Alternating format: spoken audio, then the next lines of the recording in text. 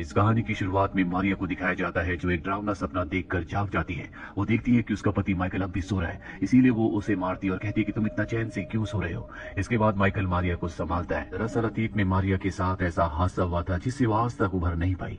मारिया की एक बेटी भी है। इनके घर में इनके साथ एक हाउसकीपर भी रहती है। हालांकि ये घर एक संपन्न घर लगता है, लेकिन इस घर में बहुत सारे दुख है। एक दिन जब माइकल काम से घर वापस आता है तो उसकी हाउसकीपर बताती है कि मारिया सो रही है। वो मारिया के कमरे में जाता है, देखता है कि टीवी पर उसके घर का रिकॉर्डेड वीडियो चल रहा है जिसमें उसकी बेटी के साथ एक बेटा भी है। दरअसल मारिया का एक बेटा था जो अब इस दुनिया में नहीं रहा और यही दुख मारिया के दिल में आज भी है। माइकल देखता है कि मारिया ने नींद की बहुत सारी गोलियां खा ली, इसीलिए वो उसे हॉस्पिटल ले जाता है जहां मारिया को वो विजन आता है जिस वजह से उसके दिल में दुख है, जिसका गिल्ट आज तक उसे है।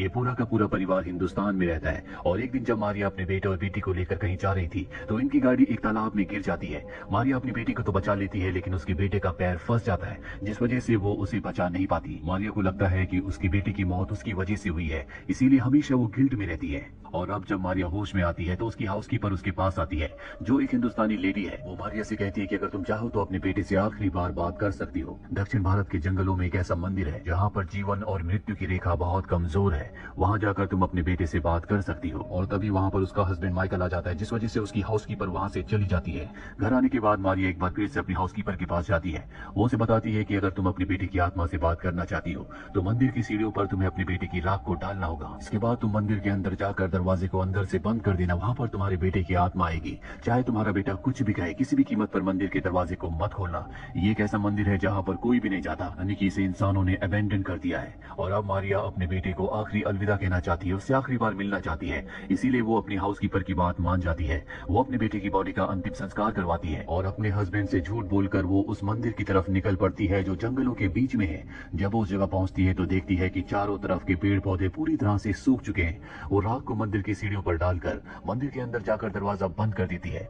मंदिर के अंदर एक मूर्ति होती है जिसने अपने हाथों से अपने चेहरे को छुपा रखा होता है। और अब जब रात हो जाती है तो मारिया को उसके बेटे की आवाज सुनाई देती है जो कि दरवाजे की दूसरी तरफ होता है। मारिया अपने बेटे से कहती है कि मुझे माफ कर दो, उस दिन मैं तुम्हें बचा नहीं पाई। मारिया का बेटा कहता है कि आपकी उसमें कोई भी गलती नहीं है। मारिया कहती है काश मैं तुम्हें अपने गले लगा पाती।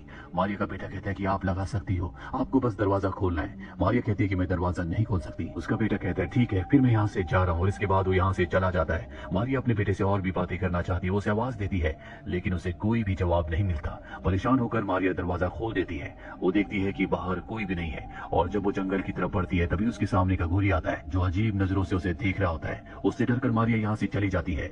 वही मंदिर के अंदर हमें वही मूर्ति दिखाई जाती है जिसने अपने हाथों से अपने चेहरे को छुपा रखा था। दरअसल ये मृत्यु की देवी की मूर्ति है और अब उसमें हलचल होना शुरू हो जाती है, यानी कि इस मूर्ति में जो कि दरअसल एक मम्मी है उसमें जान आना शुरू हो गई है। दूसरी तरफ हमें मारिया के घर में उसकी बेटी को दिखाया जाता है। जब वो खेल रही होती तभी उसे बाहर से आवाज आती है और जब वो बाहर जाती है तो देखती है कि वहां पर उसके भाई का जिसकी मृत्यु हो चुकी है उसका एक खिलौना है जिस खिलौने को ताबूत के साथ बंद कर दिया गया था। कुछ देर बाद मारिया भी घर आ जाती है और रात को जब वो अपने हस्बैंड माइकल के साथ सो रही होती है तो इनके घर का डॉग जोर जोर से भौंक रहा होता है जैसे यहाँ पर कोई और भी है। अगली सुबह मारिया देखती है कि उसके बेटे के कमरे से आवाज आ रही है और जब वो अपने बेटे के कमरे में जाती है तो देखती है कि वहां पर उसकी बेटी है। वो अपनी बेटी से पूछती है कि तुम किससे बात कर रही थी। वो कहती है मैं अपने खिलौने से बात कर रही थी। मारिया अपनी बेटी से कहती है कि अपने कमरे में जाओ और जब वो इस कमरे से बाहर निकल रही होती है तभी ऊपर से एक बॉक्स नीचे गिरता है जिसमें से कुछ डाइस गिरते हैं और उस डाइस पर उसके बेटे का नाम ओलिवर लिखा हुआ आता है। तो देखकर मारिया को शक होता है। वो अपनी बेटी के पास जाती है जो पियानो बजा रही होती है और पियानो के ऊपर वहां उसे ओलिवर का वही खिलौना दिखता है जिसे उसकी ताबूत के साथ दफना दिया गया था। यहाँ पर वो अपनी बेटी से पूछती है कि तुम किससे बात कर रही थी और तभी अचानक से पियानो अपने आप ही बजना शुरू हो जाता है। मारिया की बेटी कहती है कि मैं ओलिवर से बात कर रही थी, वो वापस आ चुका है। ये सुनकर मारिया को अच्छा लगता है क्योंकि वो अपनी बेटी की आत्मा के साथ रहना चाहती है। रात को अपने बेटे के कमरे में जाती है और उसके खिलौने को वहां पर रख देती है और तभी एक किताब नीचे गिरती है जिस पर लिखा होता है द जंगल बुक, जो कि मारिया के बेटे ओलिवर की फेवरेट कहानियों की किताब थी। वहां पर चेयर भी अपने आप ही शिफ्ट हो जाती है, लाइट चल जाती है जिससे मारिया समझ जाती है कि उसके बेटे की आत्मा कहानी सुनना चाहती है और वो अपने बेटे के लिए कहानी पढ़ना शुरू कर देती है। वही मारिया की जो हाउसकीपर है वो देखती है कि घर पर तुलसी का पौधा पूरी तरह से सूख चुका है जो कि एक अशुभ संकेत है। साथ ही घर पर जो पक्षी होते हैं उनकी भी मृत्यु हो चुकी है। यहाँ पर उसकी हाउसकीपर समझ जाती है कि मारिया ने दरवाजे को खोला था। मारिया अपनी बेटी के साथ उन पक्षियों को समंदर में बहाने के लिए जाती है और तभी वहां पर एक अघोरी आता है जो उसके फोरहेड पर भस्म लगा देता है। मारिया इससे डर जाती है और वापस अपनी बेटी के साथ घर आ जाती है। अब रात को दिखाया जाता है कि मारिया की बेटी अकेले कमरे में बैठकर टीवी देख रही होती है। आसमान में बिजली चमक रही होती है और उसी रोशनी में हम मारिया के बेटे ओलिवर को देखते हैं जो कि बहुत ही खौफनाक दिख रहा होता है। अगली सुबह जब मारिया अपनी बेटी को बाथटब में नहा रही होती है तभी उसके कंधे पर दांतों के निशान को देखती है। मारिया की बेटी उसे बताती है कि ये ओलिवर ने किया है। ये सुनकर वो टेंशन में आ जाती है और अपने बेटे के कमरे में जाती है और कहती है कि तुम कभी भी अपनी बहन को नुकसान नहीं पहुंचाओगे। जब वो यहाँ से जा रही होती है तभी दरवाजा अपने आप ही बंद हो जाता है और वही किताब जिससे वो अपने बेटे की आत्मा को कहानियां सुनाया करती है वो नीचे गिर जाती है। पेज अपने आप ही पलटना शुरू हो जाते हैं और जहां तक मारिया ने अपने बेटे ओलिवर को कहानियां पढ़कर सुना दी थी वहां पर आकर रुक जाते हैं। मारिया कहती है कि मैं आगे की कहानी तभी सुनाऊंगी जब तुम वादा करोगे कि तुम अपनी बहन को कोई भी नुकसान नहीं पहुंचाओगे। और तभी कमरे की लाइट जल जाती है, जिसका मतलब ये है कि उसके बेटे की आत्मा ने उसकी बात मान ली है। मारिया अपने बेटे को आगे की कहानी पढ़कर सुनाती है। रात को जब वो घर के बाहर खड़ी होती है तभी वो देखती है कि सामने वही अघोरी है जिसे वो यहाँ से जाने के लिए कहती है। अघोरी उसको पीछे देखने का इशारा करता है और जब वो पीछे देखती है वहां पर उसे मृत्यु की देवी दिखती है जिसकी मूर्ति को मम्मी को उसने मंदिर में देखा था। ये देखकर वो डर जाती है। घर के अंदर आने के बाद उसकी हाउसकीपर उसे बताती है कि उसने रात को मंदिर का दरवाजा खोलकर बहुत गलत किया। उसके बेटे की आत्मा इस दुनिया में आ चुकी है जिससे इंसानों की दुनिया में और मृत्यु लोक की दुनिया में संतुलन पूरी तरह से बिगड़ चुका है। हमें इस संतुलन को बनाने के लिए ओलिवर से जुड़ी हुई हर एक चीज को चलाना होगा। मृत्यु की देवी उसकी आत्मा को लेने के लिए इस दुनिया में आई है और अगर कोई भी उसके बीच में आया तो वो उसे मार देगी।